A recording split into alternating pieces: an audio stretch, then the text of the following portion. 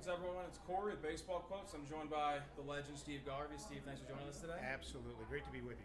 Great to have you here. Kind of want to go over a little bit your career, your kind of path from how you started to where you are now.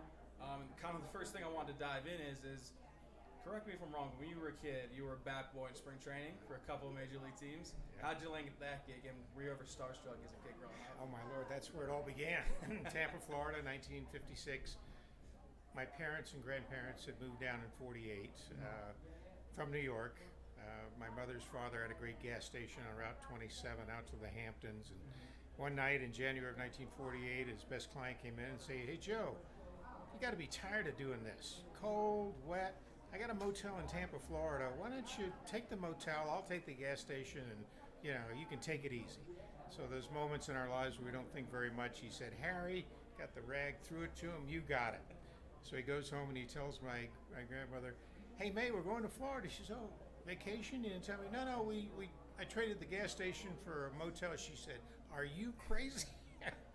So she said, "Okay, let's take a chance." They called my parents, moved down, and I always say something happened at a Stuckey's on the way, and I was born in December of 1948.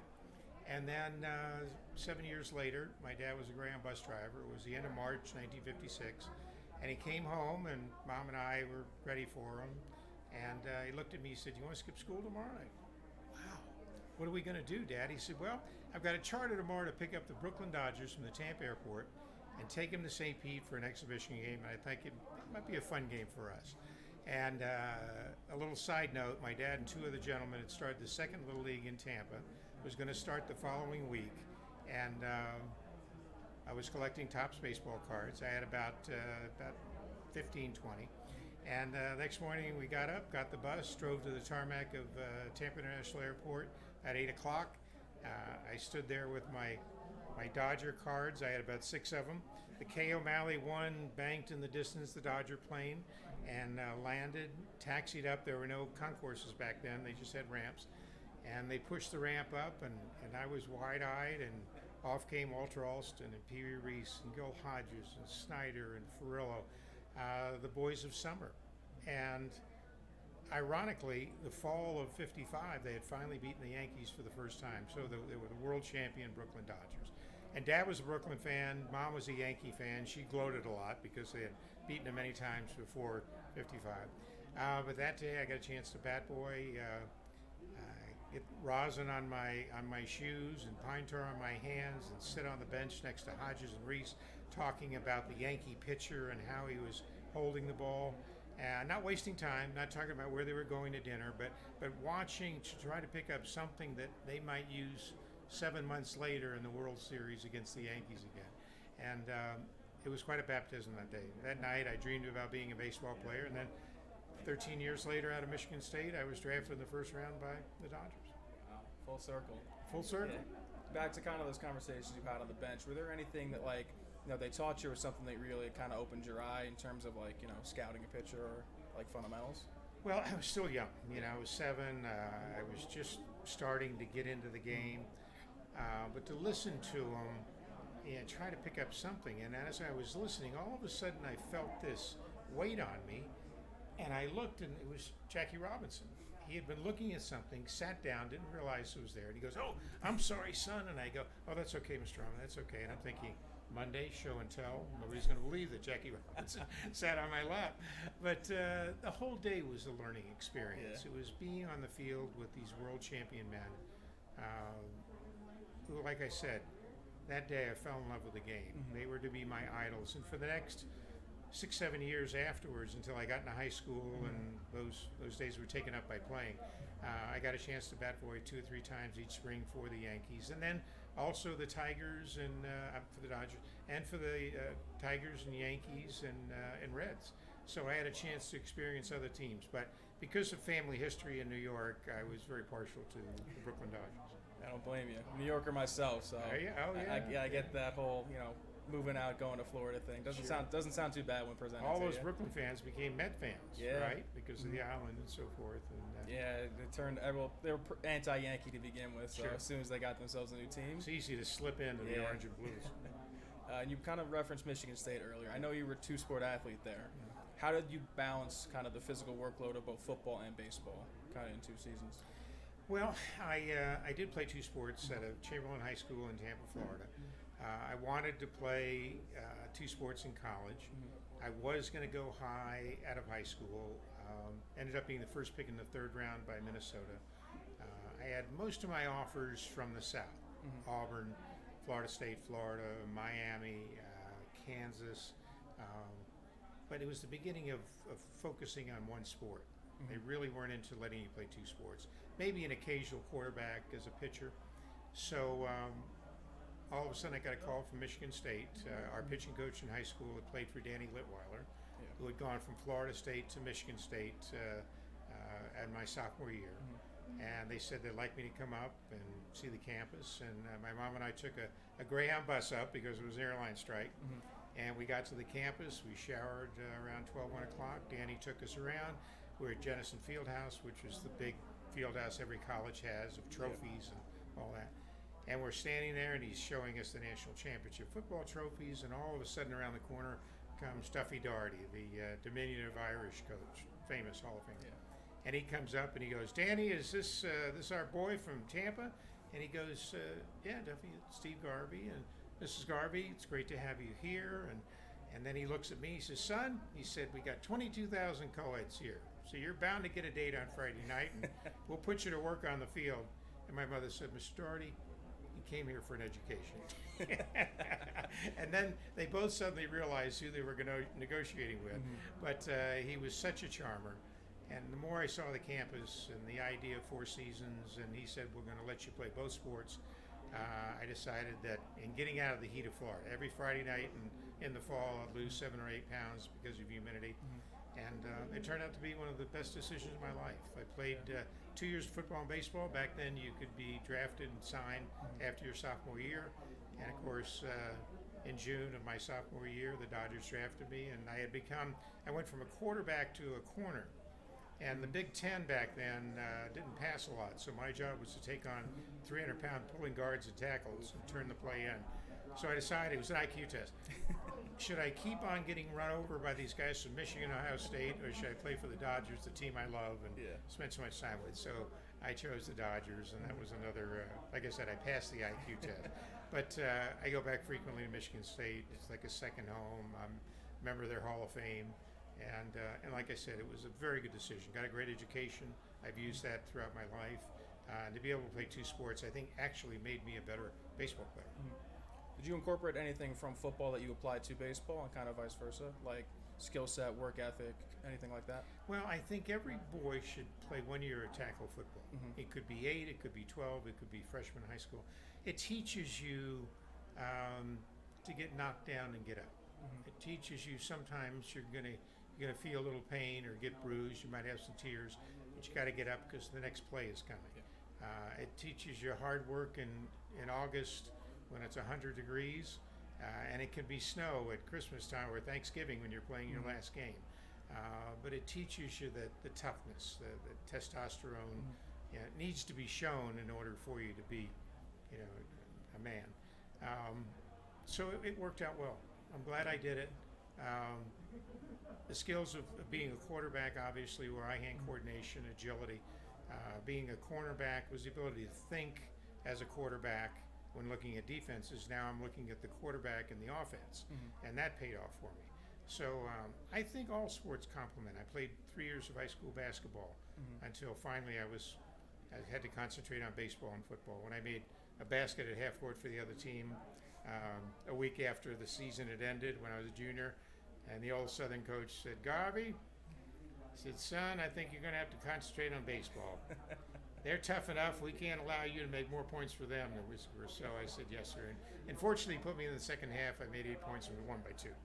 But I was very blessed. I was an only child. Everybody thought that I must have siblings. But growing up as an only child, being responsible, parents teaching me the responsibilities that we had as a family, developing my faith, being Catholic, the Southern respect that people have for each other, and the yes sir and the yes ma'am, were all foundations of my life. And once I got to high school, it was God, It was football and baseball and apple pie and hot dogs, right? So it was a great time to grow up in the 50s and 60s. Sounds like it. And you kind of referenced toughest earlier. Something I wanted to ask you about, and I actually had to double check this when I saw this. 1,200 straight games in the major leagues without missing. How did you do it? Because I know obviously it's the fourth longest streak in Major League history, longest in National League history. Did it ever occur to you that, like, hey, I've never missed a game, or did you consciously know, hey, I haven't missed a game, I need to be in the lineup for my team? Well, I wanted to play every inning of every game I ever played in. By the time I made it to the major leagues on June 23rd, 1973, if I can briefly tell the story, Of course. I had lost the third base job. I was a wild-arm third baseman, lost it to Ron Say, played a little outfield, was really the 24th guy on a 25-man roster. Walt Alston still had faith in me, started me pinch hitting, and all of a sudden on June 23rd, I was leading the National League in pinch hitting. I think I was 9 for 20. And we had trouble against lefties, playing Cincinnati. We had one hit against Freddie Norman, 2 out in the ninth, pitcher coming up. He had me go up. I got a single, but we lost. I'm sitting in my locker. Felt good about getting the hit, but we were struggling. And all of a sudden, Walt comes by and he looks at me. He says, "You ever play first?" I said, "Oh, sure." And I had played one game in Little League and one game in AAA, but I wasn't going to tell him. And he said, "Well, get a glove, and you're starting at first, second game." He said, "They're starting another lefty. We need to beat him." So I borrowed a glove, got a bat boy, went out and played catch, told him to throw a few at my feet, and went out that night. And when I started to take the field, he said, "Don't trip over the bag." And I said, "Yes, sir." And didn't trip over the bag.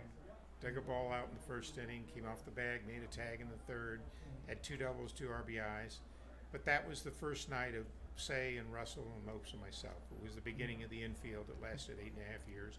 And it was really the beginning of my next 15.5 years, because I played the next day, got a couple hits, went on the road, solidified first base, and like I said, the rest is history. But if I would, and I do a lot of motivational speaking, if I would have said, "Oh, no, Skipper, I've never played," I probably wouldn't be with you today.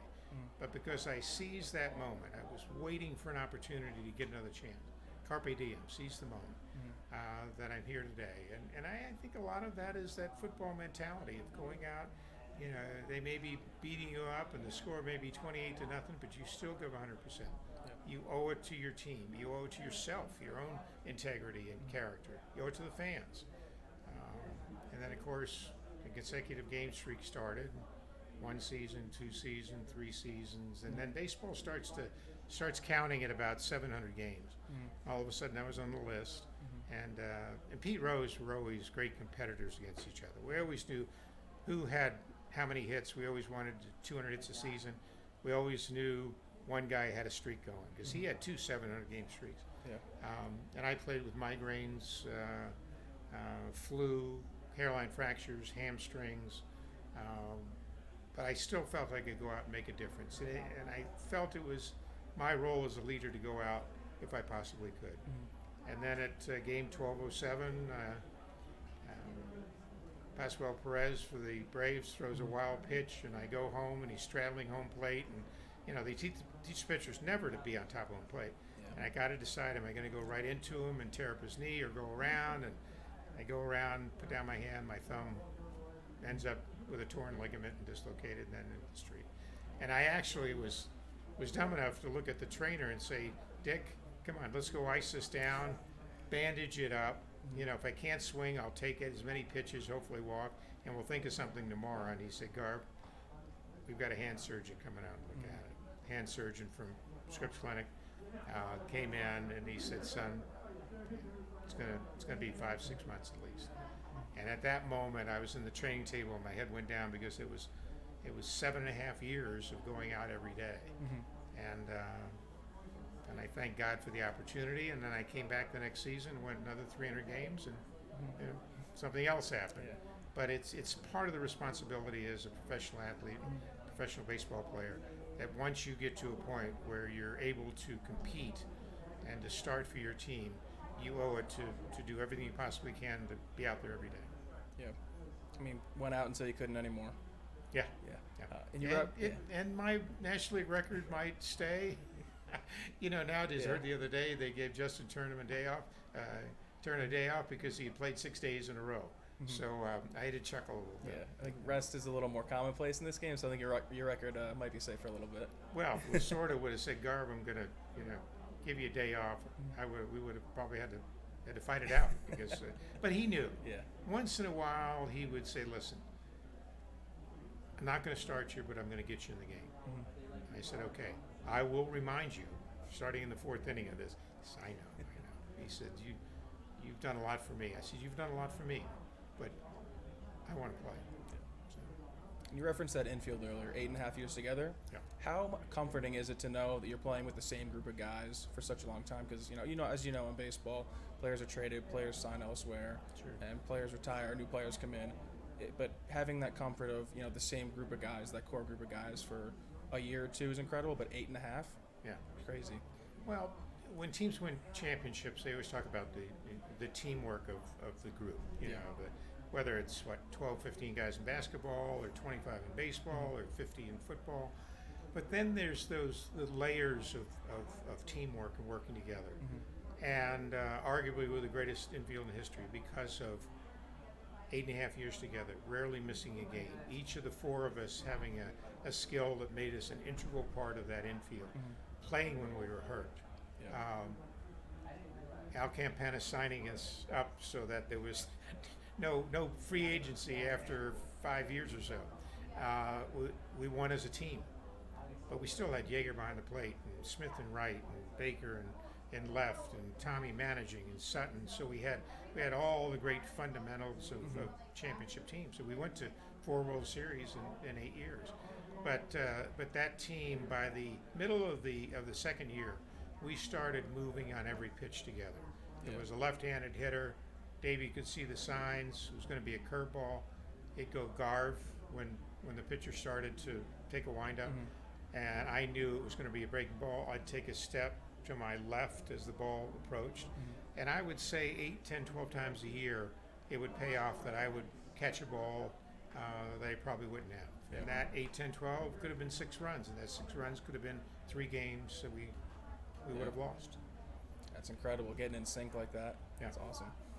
Speaking of first base, something that I found incredibly interesting. So, 84 when you were at the Padres.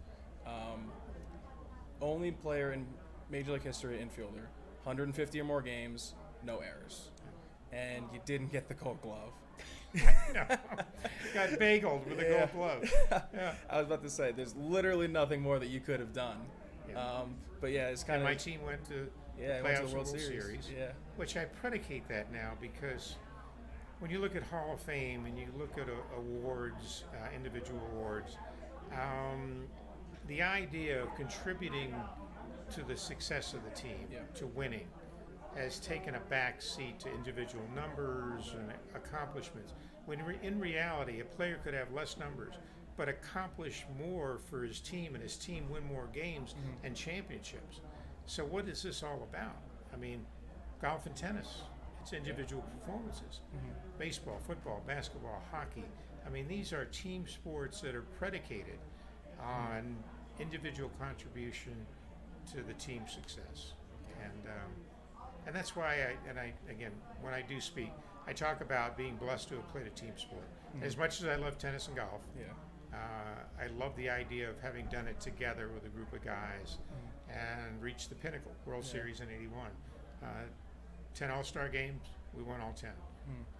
5 NLCSs, we won all 5. First NLDS, we played against Houston, we won that one. So when I look back, I take a lot of pride in knowing the number of games and the situations of the games that led to our team success. Yeah. And speaking of the postseason, obviously you were there very frequently, but it seems like your performance stepped up progressively as you got into the postseason. Is that a mindset thing, or is it just the nature of the competition?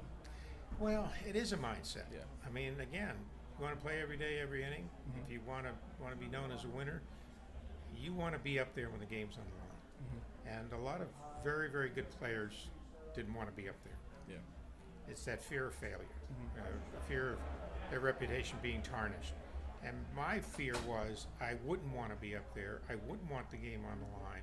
I wouldn't want to be aggressive. And if I made it out, so be it. They'll remember the pitcher, the guy that caught the ball, the other team.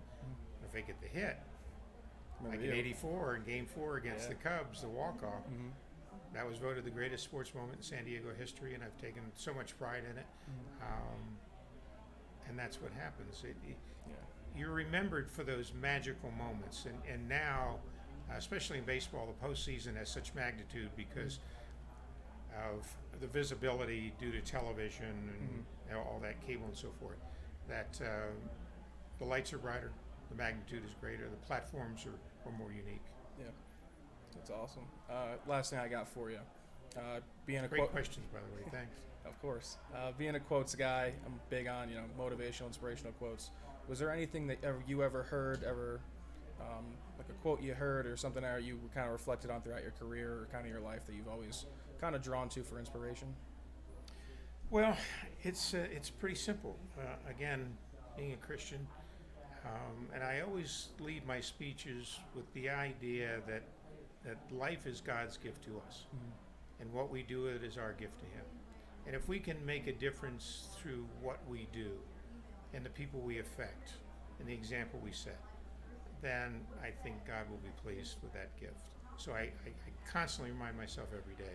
It could be, I'm not playing anymore, but it could be a kind word. It could be somebody that's anxious about coming up, and I'll go over to them. Maybe somebody that you see, maybe you can just see they're going through something, and I'll come up and can I help you? They sound simple, but it's a big magnitude, especially having been blessed to play almost 20 years and have been on television and to travel around the country and have people come up and say, I always admired you didn't renegotiate your contract. or you didn't tackle Reggie Smith when he stuck out his hip in Game 3 of '77, or whatever it may be. Because that's what baseball does. Baseball, people remember the moments. It's about numbers and statistics. And that's why we love this game so much, because there's so many magical moments, because it's each individual play relative to the success, where other sports is 11 guys head-to-head, 5 guys each side head-to-head, 6 guys. So the charm of baseball is those magic moments that we have for a lifetime. And I always say we're in the memory business. Memories for a lifetime. Yeah, it's awesome. I love it. Thanks. Yeah. Steve, thank you so much for taking the time to join us. Sure. Awesome to get to talk to you. Thank I really you. appreciate it. Great question. Yeah.